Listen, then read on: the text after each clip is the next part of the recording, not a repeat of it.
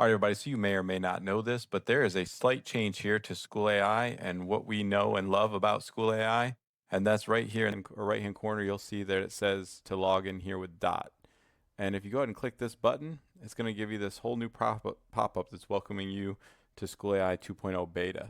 And again, this is a beta platform, which means they know there's bugs, they know there's kinks, they know it's not working perfectly, but they want to roll it out because the more people who test it and use it, and the errors we discover, the better we can make it. So just understand that when you jump from the original tried and true platform.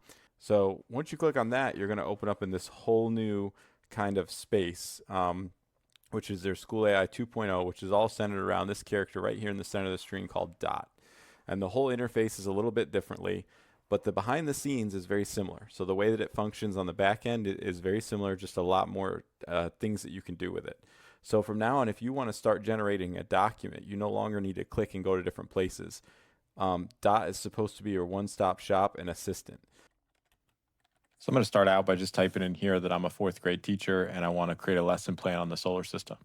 And it takes a few seconds, but you're going to notice that it instantly goes to work creating me a lesson on the solar system.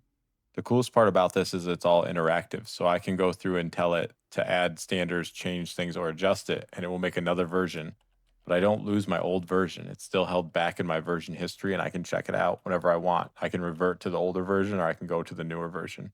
I can also ask it questions based on the lesson plan that's developed. So, for instance, I can say, okay, add a space, create a space for me to add to this lesson plan. And it'll go ahead and create an interactive space. The one that it does here is the interactive solar system space, which looks really cool, but functionally might not work that great. So you might run into some issues with that. Again, that's that beta part. You can ask it to create whatever you want. We can even do an image generation in this. And what's awesome about spaces now is they have power-ups. So you as the teacher can add these power-ups to student spaces as well. And I'll show you that in a second. If you ever feel like you've lost anything, just click on history on the right-hand side and all the documents that you've generated, the work you've done with Dot is right there. So it's easy to find. On the left-hand side is your organization tabs to get back to a clean view of my space and also to access all the other parts of School AI. Labeled very similar to what we had before. Discover, create, manage, all those things are there. They're just now on the left-hand side. And their interfaces look a little bit different. So you're going to have to get more comfortable as you walk through and play around with the way that the new area is laid out. So this is a link to a space that I was in before, and it's just kind of interesting because you can see when we talk about the agendas up here at the top, there are these little bar graphs that basically let me know how far through the section did I get. So you can see that I designed this space to help do realistic budget planning. Very simple prompt here, but it asks them a question and then it has them watch this video. So you can see there's now embedded videos into the space, which is kind of neat. And then it asks them some questions, and you can see that I was way off task here, and I did not answer in an appropriate way. So again, it said those aren't actual things that were in that video. Give me some more things. So I gave it some real answers, told me nice start, asked me some more questions, continues to ask me questions, which is really nice. So we're going back and forth through these questions. Then you'll notice this document here. So when I was interacting with this as a student, this document just automatically popped up once I got to this second agenda point, and it started saying, hey, here's a document that we've developed based on the things that you've said. Like, does this look accurate, right? And I could say yes, no. I can even, as a student, go in here and mark up. I can export the document. I can change it. And then I come back down, and I believe there's another document right here. So then this took the first document, and we started building a second document together.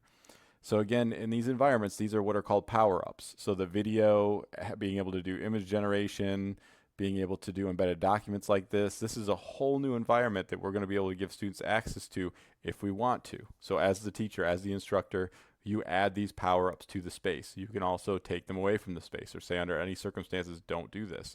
So you can have a space that functions like the old school AI spaces, or you can have this new enhanced space.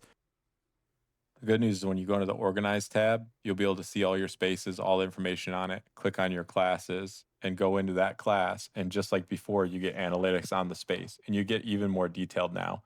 So you can see around this screen, there's a lot more going on, a lot more to absorb, and a lot more ways to monitor your students' activity, which is good and bad. Again, more to learn, but exciting times and all the information we have access to.